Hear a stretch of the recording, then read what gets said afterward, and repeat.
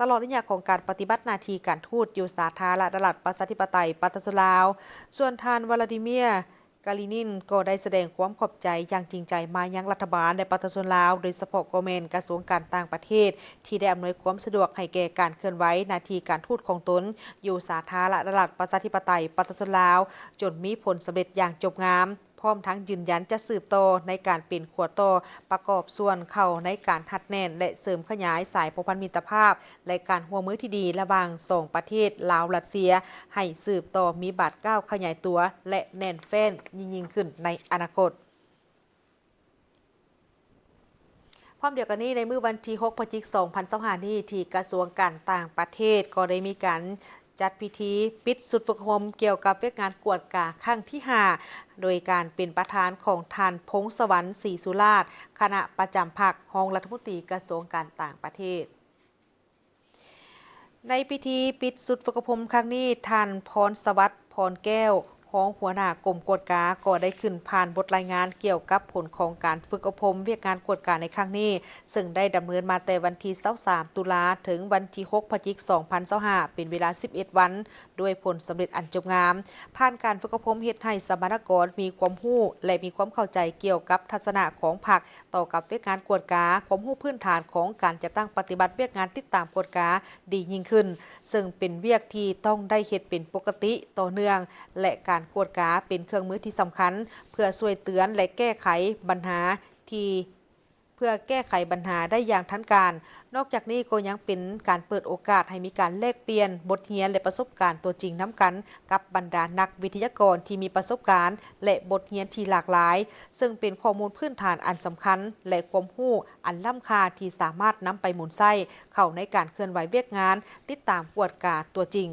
ในโอกาสดังกล่าวนี้ท่านพงศวรรค์ศรีสุราษฎร์ประธานกองประชุมก็ได้เป็นเกียรติมอบใบยั่งยืนให้แก่นักสมณกรที่เข้าร่วมการฝึกอบรมจำนวน33 ทานหญิง12 ทานพร้อมเดียวกันนี้ก็ยังได้มีการแสดงความขอบใจมายังคณะกวดกาศูนย์กลางภาคองค์การกวดกาองค์การกวดสอบแห่งรัฐและองค์การอัยการปฏิชนสูงสุดที่ได้ให้การร่วมมือและอำนวยความสะดวกในการตอบสนองนักวิทยากรเอกสารบทเรียนและประกอบส่วนในการบำรุงก่อสร้างสมาชิกพรรคพนักงานที่เหตุเวียกงานกวดกาของบรรดาหน่วยพรรคที่ขึ้นกับองค์คณะพรรคกระทรวงการต่างประเทศให้มีความเข้มแข็งกระทรวงอุตสาหกรรมและการค้าได้มีการจัดกองประชุมทางด้านวิชาการเกี่ยวกับการรับมือฉุกเฉินแผนผังขั้นตอนของการอนุมัติการสรุปรายงานการวิเคราะห์จุดบกพร่องทางด้านการคุ้มครองความเสี่ยงภัยพิบัติกองประชุมดังกล่าวนี้มีขึ้นในมื้อวันที่7 ตุลาคม 2025 นี้ที่นครหลวงเวียงจันทร์โดยมีคณะกรมผู้ต่างหน้าจากทางคณะกรรมการคุ้มครองภัยพิบัติแห่งชาติผู้ต่างหน้าจาก SDC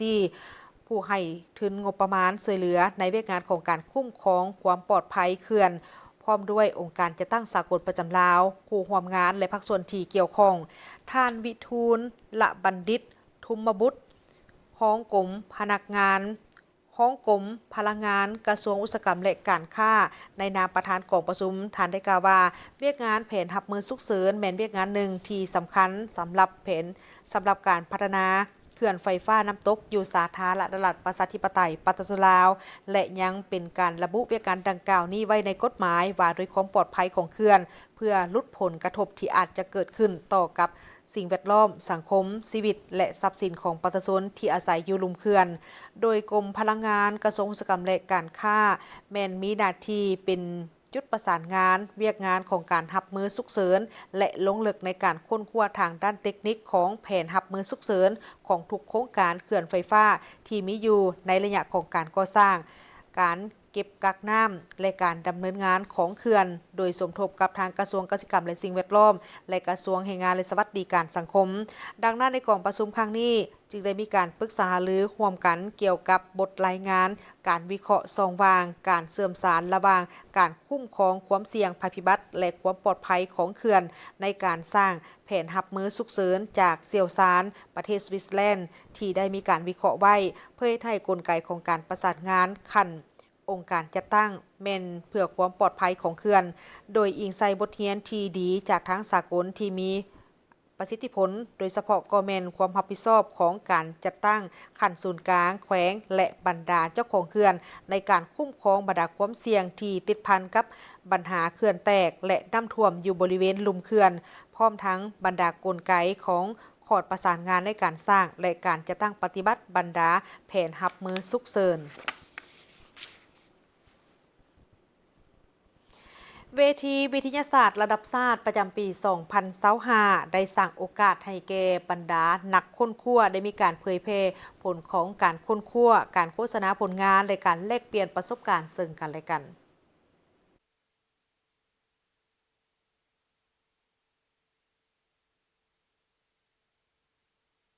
ศาสตร์และบริหารธุรกิจมหาวิทยาลัยแห่งชาติได้จัดกองประชุมวิทยาศาสตร์ระดับชาติครั้งที่ 12 ในหัวข้อวิทยาศาสตร์เทคโนโลยีและนวัตกรรมเพื่อการพัฒนาแบบยืนยงภายใต้การเป็นประธานของห้องศาสตราจารย์ปริญญาเอกทองสฤทธิ์มังนอเมฆรัฐมนตรีกระทรวงศึกษาธิการและกีฬามีภาคส่วนเกี่ยวข้องเข้าร่วมห้องศาสตราจารย์ปริญญาเอกทองสฤทธิ์มังนอเมฆได้กล่าวว่ากองประชุมวิทยาศาสตร์ระดับชาติครั้งที่ 12 นี้เป็นเวทีวิทยาศาสตร์ระดับชาติประจำปี 2025 ที่ได้สร้างโอกาสให้ครูอาจารย์นักค้นคว้าวิทยาศาสตร์นักศึกษาของมหาวิทยาลัยแห่งชาติและนักวิทยาศาสตร์จากภาคส่วนที่เกี่ยวข้องในทั่วประเทศได้มีโอกาสมาเผยแพร่ผลการค้นคว้าโฆษณาผลงานและแลกเปลี่ยนประสบการณ์ซึ่งกันและกันในระยะผ่านมามหาวิทยาลัยแห่งชาติก็สามารถได้ผลสำเร็จในหลายด้านทั้งในเวทีระดับชาติและสากลโดยเฉพาะได้หัวมือและได้หลายแรงทุนในการค้นคว้าได้ส่งบทค้นคว้าลงวารสารระดับสากลเป็นจำนวนหลวงหลายได้จัดกองประชุมระดับชาติและระดับสากลได้หลายครั้งพิเศษมหาวิทยาลัยแห่งชาติได้ลงนามหัวมือ3ฝ่ายระหว่างมหาวิทยาลัยแห่งชาติกับสถาบันวิทยาศาสตร์เศรษฐกิจและสังคมแห่งชาติและสถาบันการเมืองการปกครองแห่งชาติทั้งนี้ก็เพื่อแนะใส่ในการหัวมือกันด้านการค้นคว้าวิทยาศาสตร์และการพัฒนาทรัพยากรมนุษย์เพื่อซอกหาทายแห่งบ่มซ่อนในการประกอบส่วนเข้าในการพัฒนาเศรษฐกิจสังคมของชาติการค้นคว้าวิทยาศาสตร์และการพัฒนาเป็นรากฐานสำคัญในการสร้างสังคมที่ทันสมัยยั่งยืนและเท่าเทียมกันมันคือกุญแจสำคัญที่ไขทางออกให้กับปัญหาสำคัญต่างๆอันหีบด่วนที่สุดของชาติและเป็นการปูทางไปสู่ความเจริญก้าวหน้าและสู่คุณภาพชีวิตที่ดีขึ้นของประชาชนทุกคนและมีความจำเป็นอย่างยิ่งสำหรับมหาวิทยาลัยแห่งชาติต้องให้มีจุดสุมในการสร้างคณะวิชาและสถาบันปรับปรุงเวียกบริหารให้มีประสิทธิภาพประสิทธิผลต้องสวมใส่พัฒนาทรัพยากรมนุษย์สร้างความเป็นเลิศทางด้านการค้นคว้าวิทยาศาสตร์เทคโนโลยีและนวัตกรรมสร้างนักค้นคว้าให้มีความห้าวหันมีจรรยาบรรณจรรยธรรมสูงมีหัวคิดประดิษฐ์สร้างมีความกล้าหาญเพื่อพัฒนาวิทยาศาสตร์เทคโนโลยีและนวัตกรรมที่เป็นมิตรต่อสิ่งแวดล้อมและให้มีประโยชน์สูงสุดแก่ทุกฝ่ายห้องศาสตราจารย์ปริญญาเอกเดชานุราชแสนดวงเดชผู้อำนวยการใหญ่มหาวิทยาลัยแห่งชาติให้ฮู้ว่าในปีผ่านมาทั่วมหาวิทยาลัยแห่งชาติยื่นขอทุนเพื่อค้นคว้าจำนวน114โครงการในนี้ได้รับทุนและค้นคว้าสำเร็จอย่างสมบูรณ์แล้ว64โครงการและเผยแพร่ผลงานการค้นคว้าวิทยาศาสตร์เหล่านั้นนักค้นคว้าจากมหาวิทยาลัยแห่งชาติสามารถญาติได้รางวัลนักค้นคว้าดีเด่นประจำปี 2025 จำนวน20ทานพร้อมนี้ยังจะสืบต่อค้นคว้าและเผยแพร่การค้นคว้าตามวิสัยทัศน์เพื่อสร้างให้มหาวิทยาลัยแห่งชาติกลายเป็นศูนย์กลางการศึกษาและการค้นคว้าวิทยาศาสตร์ที่มีคุณภาพได้มาตรฐานภาคพื้นและสากลนอกจากนำเสนอและแลกเปลี่ยนบทเรียนเกี่ยวกับการค้นคว้าวิทยาศาสตร์แล้วยังมีการวางแสดงผลงานค้นคว้าวิทยาศาสตร์ประจำปี 2025 เพื่อเฉลิมฉลองวันสร้างตั้งมหาวิทยาลัยแห่งชาติครบรอบ29ปีเติมอีกกรรมการโฆษณาข่าวสารได้มีความพร้อมรอบด้านในการเกี่ยมหับไส้แก่งานมหกรรมกีฬาแห่งชาติครั้งที่ 12 ซึ่งจะมีบรรดาสื่อมวลชนเข้าร่วมหลายกว่า200 คนเพื่อเก็บเกี่ยวข้อมูลคณะกรรมการของพวกเราประกอบมีหลายหน่วย ท่านสมสวัสดิ์พงษาหัวหน้ากลุ่มสื่อมวลชนคณะโฆษณาโฮมศูนย์กลางภาคทั้งเป็นหัวหน้ากรรมการโฆษณาข่าวสารให้สัมภาษณ์ต่อทีมข่าวโทรภาพแห่งชาติว่าในวันที่5 พฤศจิกายน 2025 เพื่อเกี่ยมรับใช้งานมหกรรมกีฬาแห่งชาติครั้งที่ 12 ที่จะไขขึ้นในระหว่างวันที่ 15-25 พฤศจิกายน 2025 กรรมการโฆษณาข่าวสารได้มีความพร้อมรอบด้าน เพื่อเกี่ยมรับใช้งานมหกรรมกีฬาแห่งชาติครั้งที่ 12 ซึ่งกรรมการโฆษณาข่าวสารประกอบมีหน่วยงานกองเลขา หน่วยงานโฆษณา หน่วยงานถ่ายทอดสด วิทยุ โทรภาพ มาฮอดปัจจุบันแต่ละหน่วยงานได้แบ่งเวียก แบ่งความรับผิดชอบเป็นอันละเอียด และได้มีความพร้อมในด้านต่างๆ หลายกว่า 90 ส่วนห้อย กรรมการโฆษณาข่าวสารได้เกี่ยมความพร้อมรอบด้านเป็นต้น ได้แนะนำให้บรรดาองค์การสื่อมวลชนทั่วประเทศช่วยกันโฆษณาโลโก้ สัตว์นำโชคคำขวัญ และการกะเกี่ยมนักกีฬาของแขวงตน ออกแต่ละสำนักข่าว ทั้งศูนย์กลางและท้องถิ่นอย่างเป็นขบวนการและต่อเนื่อง ได้นำส่งห่างแผนเวียก แผนคนและแผนงบประมาณของกรรมการโฆษณาข่าวสารส่งให้กองเลขาเพื่อพิจารณาอนุมัติ ได้กำหนดจุดที่ตั้งศูนย์ข่าว อยู่สนามกีฬาแห่งชาติหลัก 16 ประกอบมีห้องแถลงข่าว ห้องประจำนักข่าว พร้อมทั้งได้เกี่ยมวางแสดงรูปภาพประวัติศาสตร์ ความเป็นมาของงานมหกรรมกีฬาแห่งชาติจะจัดอยู่สนามกีฬาแห่งชาติหลัก 16 พร้อมนี้ยังได้จัดคณะสื่อมวลชนสัมภาษณ์กรรมการทุกฝ่าย จัดคณะสื่อมวลชนติดตามเก็บกำข่าว การแล่นทวนไฟอยู่9ตัวเมือง คณะกรรมการของพวกเฮาประกอบมีหลายหน่วยงานเนาะเช่นว่าหน่วยงานกองเลขา หน่วยงานโฆษณา หน่วยงานถ่ายทอดสด อยู่ในหน่วยงานถ่ายทอดสดจะมีทั้งโทรภาพมีทั้งวิทยุและก็ศูนย์ข่าว ซึ่งหน้าที่ของพวกเฮาก็แม่นรับใช้ในการโฆษณางานดังกล่าวให้มันกว้างขวางให้มันฟดฟื้นซึ่งว่าก่อนหน้าจะไปฮอดงานดังกล่าวนี้พวกเฮาก็มีการกะเกียมความพร้อมหลายด้านเนาะบ่ว่าจะเป็นการออกข่าวให้แก่การเคลื่อนไหวของคณะกรรมการต่างๆเช่นว่าในมม.มานี่ก็มีการแล่นทวนไฟในขอบเขตนครหลวงเวียงจันทน์ก็คือทั้ง9ตัวเมืองซึ่งว่าก็ยังความดำเนินไปอยู่และนอกจากนั้นพวกเฮาก็ได้มีการกะเกียมศูนย์ข่าวภายใน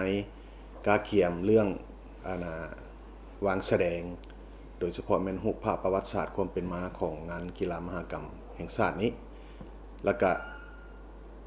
หน่วยงานถ่ายทอดสดซึ่งนำโดยโทรภาพแห่งชาติได้เป็นเจ้าการในการกะเกียมซึ่งว่ามฮอดปัจจุบันนี้ถือว่าแต่ละหน่วยงานของพวกเฮานี่ถือว่ามีความพร้อมประมาณ90%เนาะ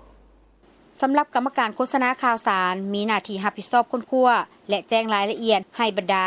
องค์การสื่อมวลชนทั้งภาครัฐ เอกชนและต่างประเทศที่ต้องการเข้าร่วมการเคลื่อนไหวเอาข่าวงานมหกรรมกีฬาแห่งชาติครั้งที่ 12 เพื่อมาลงทะเบียนออกบัตรรับใช้จัดตั้งศูนย์ข่าวภายในและต่างประเทศพร้อมทั้งสนองอุปกรณ์อำนวยความสะดวกอย่างครบสุดสำหรับนักข่าวอยู่สนามกีฬาแห่งชาติเกี่ยมพนักงานคุ้มครองสื่อมวลชนภายในและต่างประเทศเพื่ออำนวยความสะดวกและประสานงานให้นักข่าวที่เข้าร่วมจัดแบ่งนักข่าวประจำแต่ละจุดอยู่สนามแข่งขันกีฬาเพื่อติดตามรายงานข่าวออกทางโทรภาพวิทยุหนังสือพิมพ์และออนไลน์ระยะดำเนินการแข่งขัน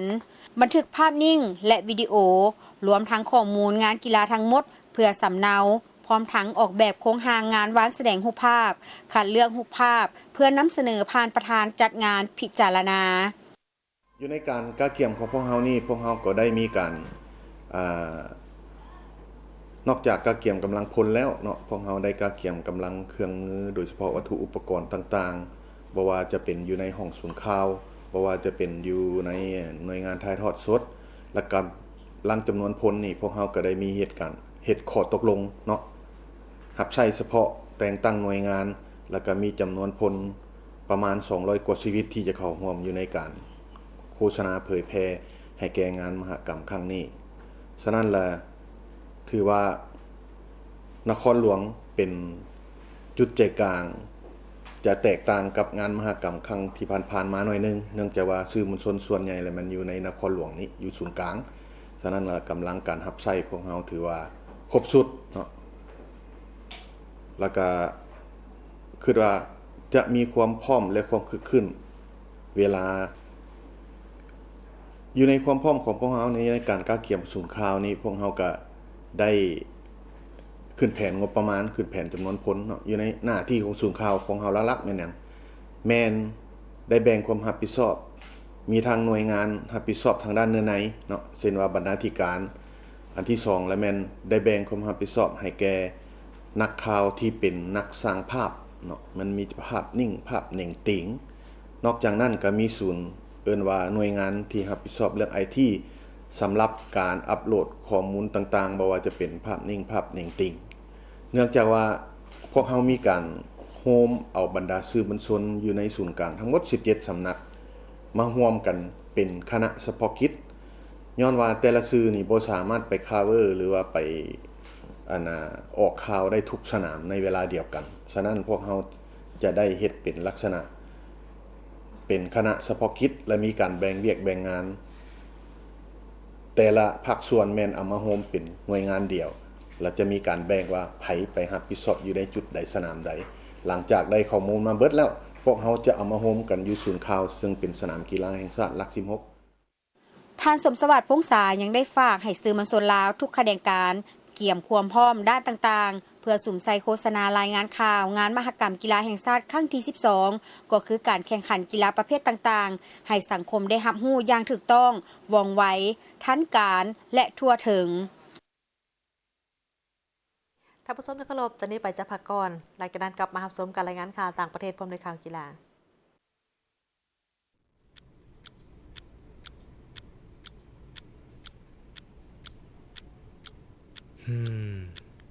คันมีเน็ตไฟเบอร์แห้งๆมาใส่คือสิดีเนาะลาวโทรคม FTTH ยินดีติดตั้งให้เจ้า ติดตั้งไว้ภายใน24ชั่วโมงบู๊ไวทันใจ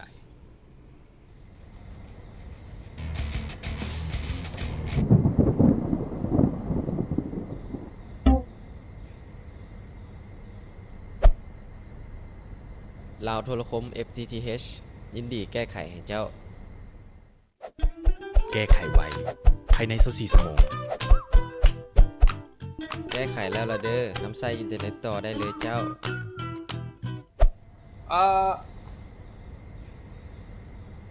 ยังไม่ทันได้ขอบใจซ้ำไวพิลึก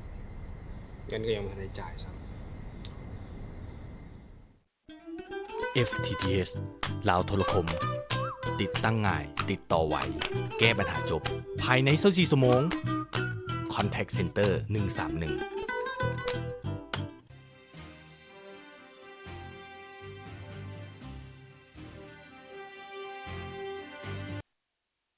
พายุไกเมกิพัดเข้าทางภาคกลางของประเทศฟิลิปปินส์พายุไกเมกิได้พัดเข้าทางภาคกลางของประเทศฟิลิปปินส์ซึ่งได้เฮ็ดให้มีลมแรงและฝนตกหนักเกิดภัยน้ำท่วมสุเป็นวงกว้างอิงตามการรายงานได้มีผู้เสียชีวิตอย่างน้อย46คนและมีประชาชนหลายพันคนต้องอพยพไปอาศัยอยู่ตามสถานที่ปลอดภัยชั่วคราวพายุดังกล่าวได้อ่อนตัวลงภาย